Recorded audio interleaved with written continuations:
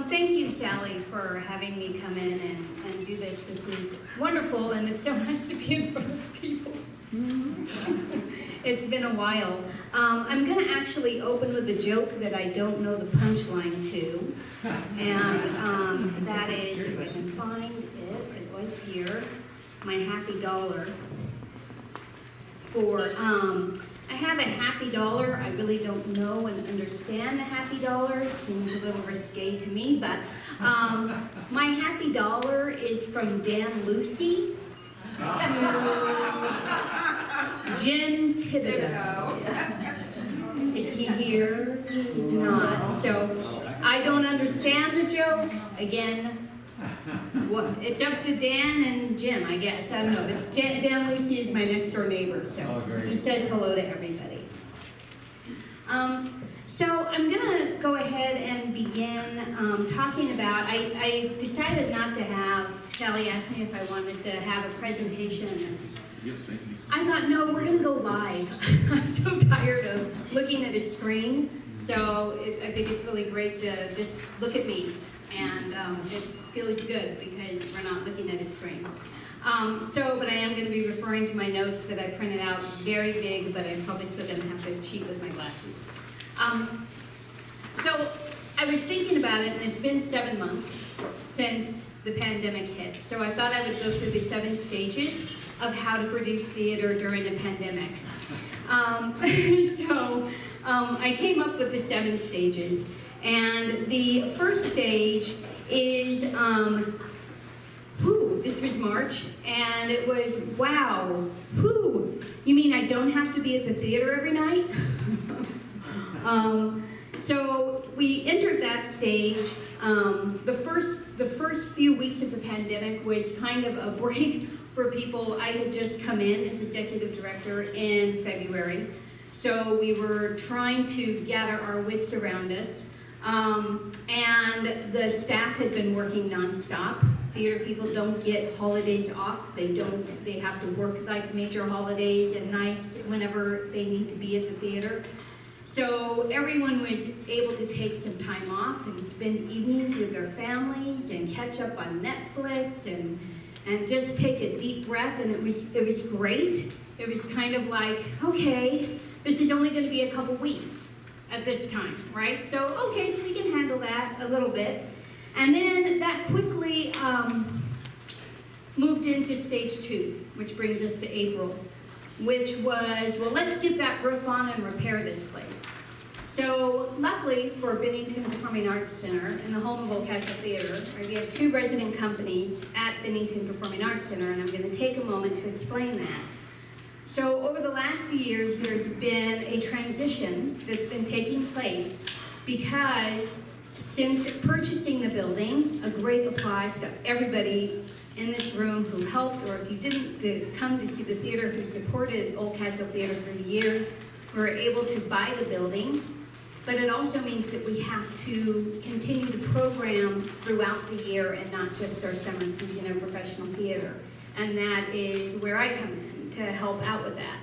So they've been transitioning, so this was also giving us a time to figure out how to brand and how to make that transition from Oldcastle Theater to BPAC for short, so Bennington Performing Arts Center, home of Oldcastle Theater Company, which is still its resident professional theater company, and Bennington Community Theater, BCT, which is our non-professional theater company, and that is community members that we put on productions through the off-season of Oldcastle. So that's kind of how we're housing the whole thing. So this is allowing us time to kind of deal with that reorganization and actually move it forward.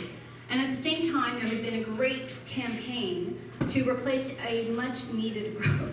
The roof had been leaking over the years, and parts of it had fallen down into the stage. The backstage area had buckets and everything. I'm sure all of you went to see productions and heard Eric talk about it before the shows, about emptying buckets. I'm sure you read about it.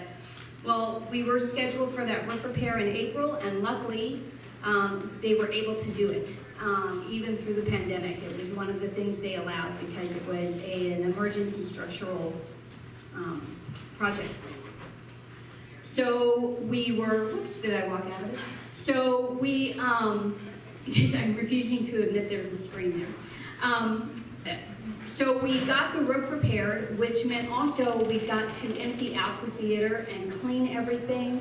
We sanded the stage, we repainted the stage, we did repairs on instruments that came down after not being down for a long time, blew out dust. We have also did some electrical upgrades, so we were able to really do some maintenance on the space during May and June, which was awesome.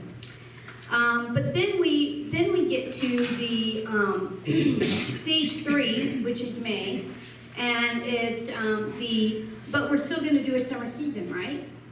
Because at this point we all thought like there will be a summer season, and we're like every other theater watching the other one, like what's Dorset doing? We'll watch what's Weston doing? What's Million Towns Festival doing? Like who's doing what? Everyone's kind of waiting for those shoes to drop. And then they started to fold, the shoes started to drop. And our hearts sank because we had just brought on Nathan Stiff as our artistic director. After Eric resigned, we brought Nathan in, who has a 20-year history with Old Castle Theater. And he was so excited, and he and I had put together a season, we had talked to directors, like we were really excited and thinking we're gonna be able to go through with this, with the new roof not leaking. And as each day passed and each theater canceled their season, we kept holding out hope, thinking, well, maybe, you know, our numbers are low. We're listening to announcements by the governor. At this point, we're having to write grants to try to figure out how we're going to keep our doors open. We applied for the PPP. And we kept holding out hope. We were one of the last theaters to officially cancel our season, and it was heartbreaking. So, sorry, got a little emotional there, because it was just like, no! We thought about doing it outside, but that in itself was a huge hurdle. And also we're dealing with Actors Equity because it is a professional theater company. They were now no longer allowing any equity actors to sign any contract. So even if we could do it, we couldn't do it. Our hands were tied by the union saying, you cannot make it safe enough. Since then, you've had some companies do outside, and Equity has allowed them to on very, very strict contracts. The stuff that Equity is bringing forth right now is really very, very strict about what you have to have in place in order for their actors to work. So we started to think about how to think outside the box, and that brings us to stage 4, June. Anyone here Zoom? And we're still doing a summer season, right?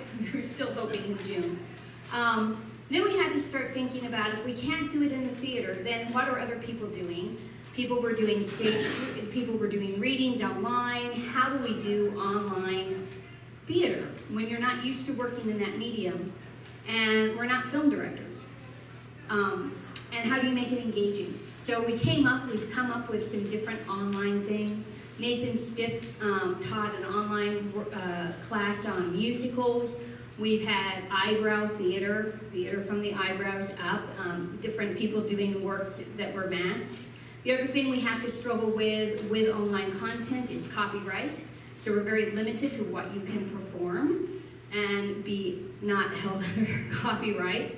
So, and everything that you do online requires a lot more work.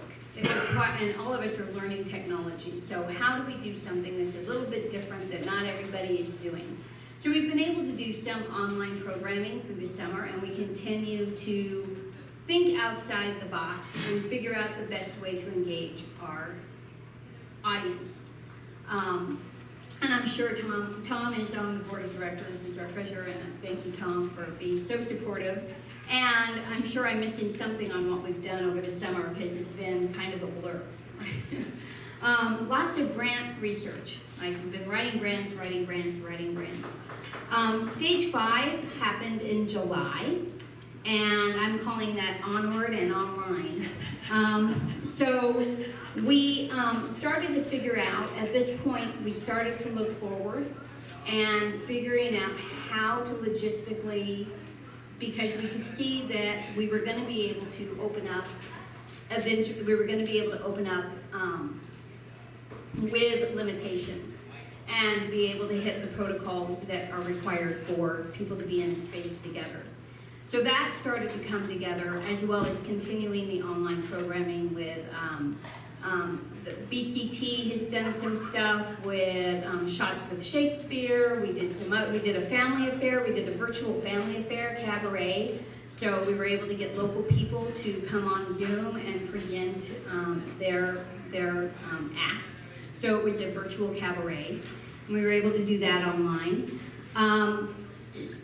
But then we were trying to figure out how to do the theater, right? To bring people back in, and that's where we're moving into now.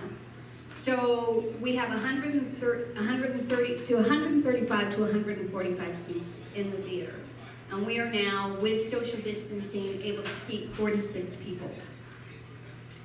So it's a big cut in what we can do at any given time with an audience, which means that everything that we do has to cost a lot less, because we're going to be bringing in a lot less at the box office. So you've got to figure out that balance of budget, what you're willing to pay out in order to have a very limited group of people being able to come in for any given time.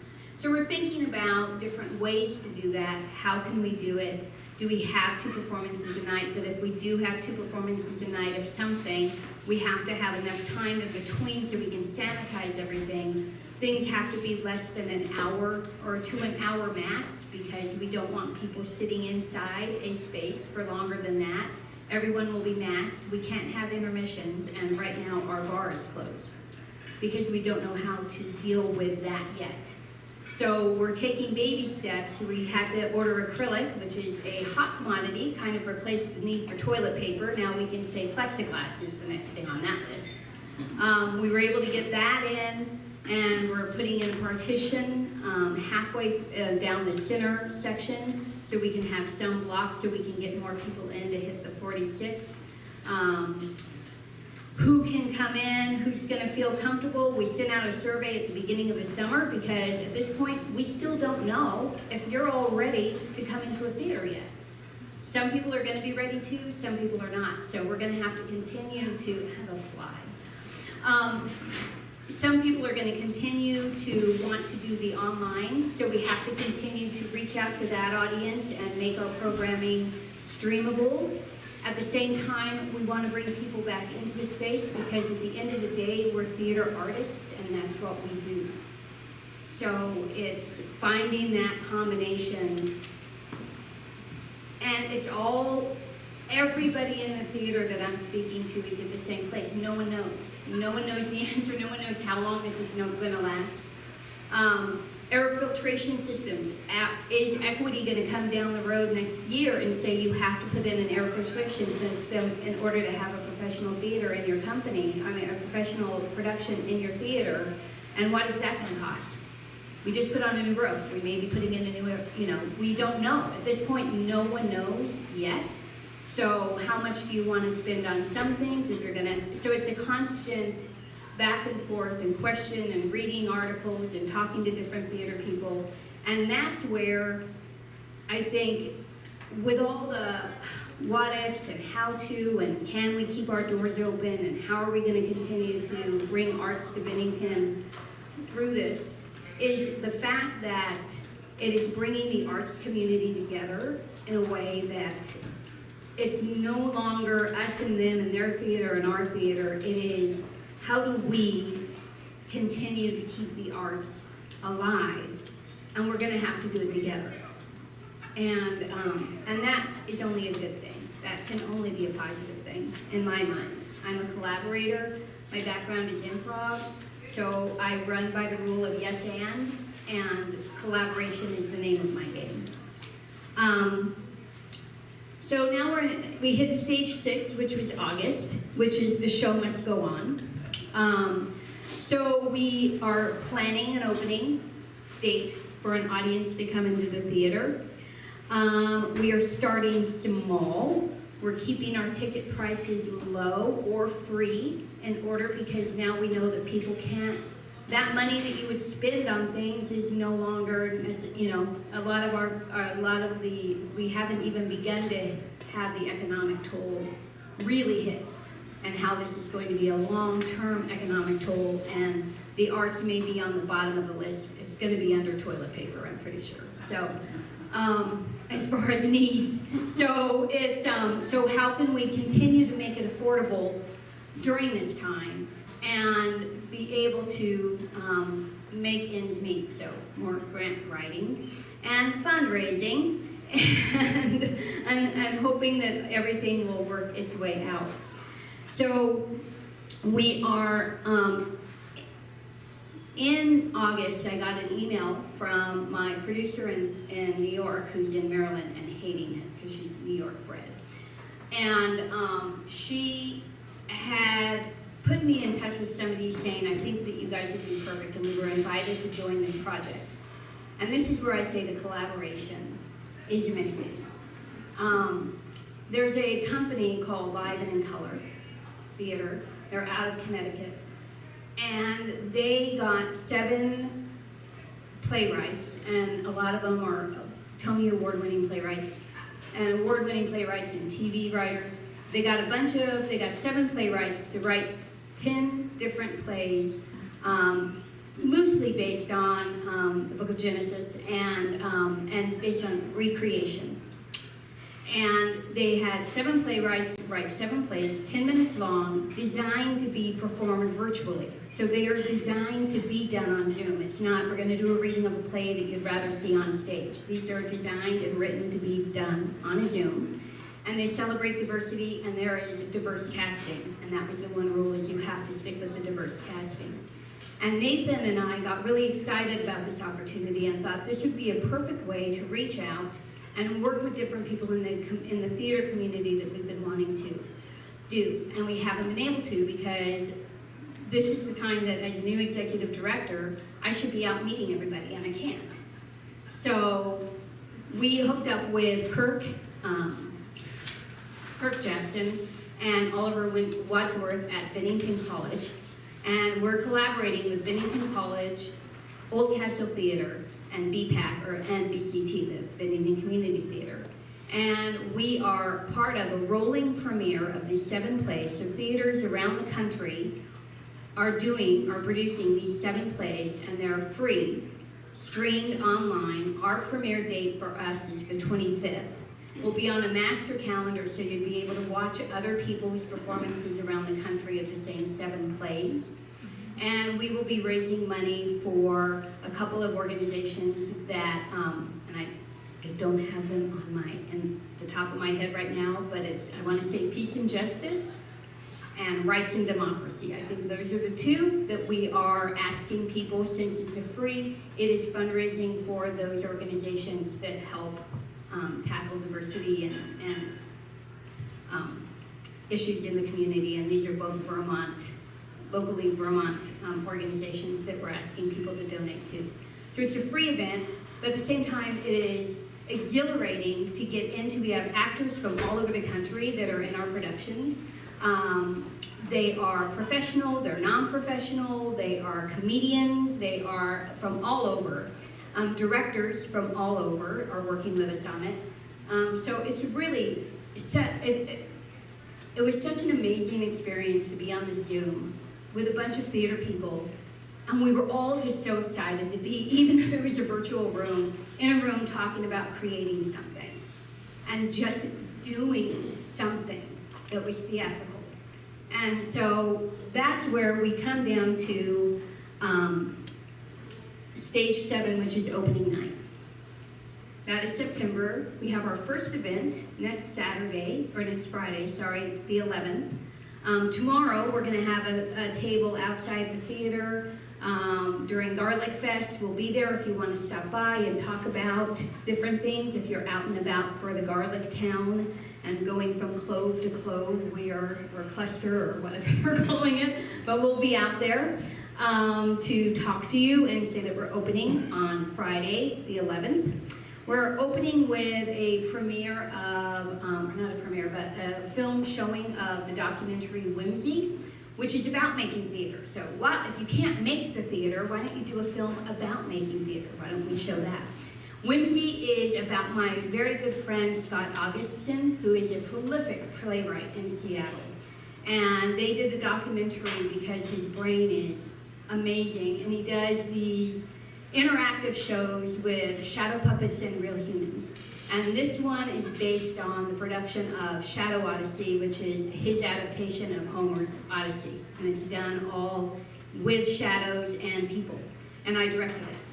So the documentary is about that, and it's around 45 minutes long. And then after that, we are going to have a Zoom in with Scott, the playwright, and the subject of the documentary, and Corey Kelly, the filmmaker, who decided to do this film about Scott and why. So that happens on the 10th. The thing is, with the COVID, we have to do everything online. So tickets are available online. I have information with me. I'm going to hand out little brochures of everything that's happening coming down the pike, because we do have things happening. So that is next Saturday, next Friday. If you want to be in a theater watching a film about theater, get that ticket, because we only have 4 to 6. And come down and join us. On the 25th, it is free and it is online. So we're going to be doing some stuff that is hybrid. And if you see hybrid, it means that we'll have things happening in the theater. But if you're not in the theater, you're going to be able to zoom in and watch it stream online. So either usually on our YouTube channel. So we're going to be doing a lot of productions, like a family affair coming up, story night. People are ready for story night to come back. So we're bringing that back, and instead of being in restaurants, which is no longer what we really love to do about a story night, is taking it from restaurant to restaurant and really supporting local, is that we're bringing it into the theater so that that can continue and hopefully be able to have sponsors and help us be able to fund that project, but that will be every second Tuesday. We're looking at trivia. We're looking at a whole bunch of different things. We're hoping to do a veteran show this year. And we also have Mike Cutler and his crew bringing the unabridged works, the total unabridged works of William Shakespeare to, they did it in Dorset last year, and they're going to remount it here in November. So that will be the first theatrical production that we're seeing, and we have a lot to learn before they hit the boards in November. So that brings us to stage 8, which I know I said there were only 7, but there are 8. And stage 8 is persevere, because that's what art does. Thank you.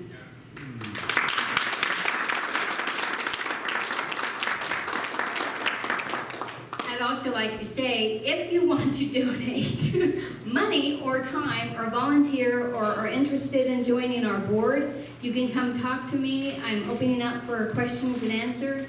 And also you can visit our website. We launched 2 websites. I forgot to mention the websites, Tom.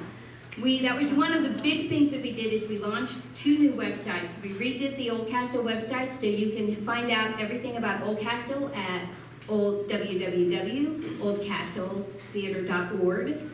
They're also linked to our page, which is the BPAC website, which is BPAC, B-P-A-C-V-T,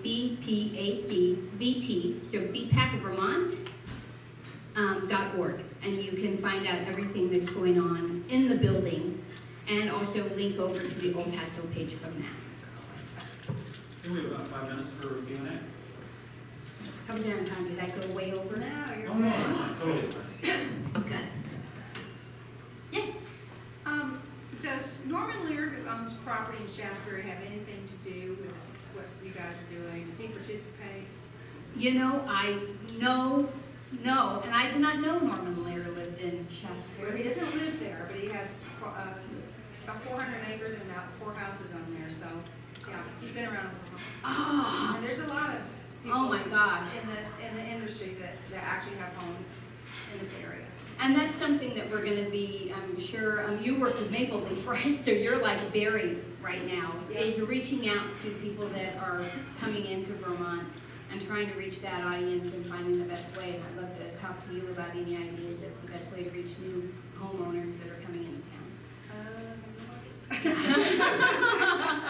But Norman Lear, wow. Yeah. Nah, Kristen? big fan. Yeah, I hope you can hear me. I'm just wondering, you're talking about doing a lot of grant writing and with all the competition, how's that going? Could you It's, repeat the question for yes, everybody? yes. So, she's asking about grant writing, and there's so much competition, and how is that going? Mainly, we've been working with the grants that are coming up for COVID relief. So we were able to get the PPP program to help us limp along through the summer. We were also able to get some ACCD funding, so we did come through with that grant. And those were fairly straightforward, just getting the paperwork in. The ACCD, however, John Shanahan, I saw just went to the legislature, is talking to someone about the fact that the ACCD, it was great, but they don't allow for your donations to be part of the fund, like that you can't include that as your budget or as what you're able to get granted on. So the granting amount goes significantly for nonprofits where so much of your income is donation and fundraising. And to not be able to include that in your application to get funding through the ACCD, that it made what we were able to get substantially lower.